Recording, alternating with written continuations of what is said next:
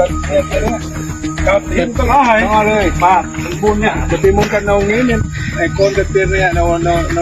ยเอาปีนี้ล่างมาเยี่ยมเรากรัมปี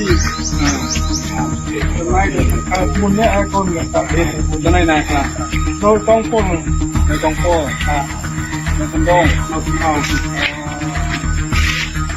เอามาอันบันโมทำในลำนองเงินก็ได้อัดซื้อของบันโมเป็นเดือบโตหน่อยในตรงไหนยังเรียนปรำหรอเรียนปรำก็เลยปีลางโมมันมองบุญเป็นบุญตาโมมันมองไปมองไป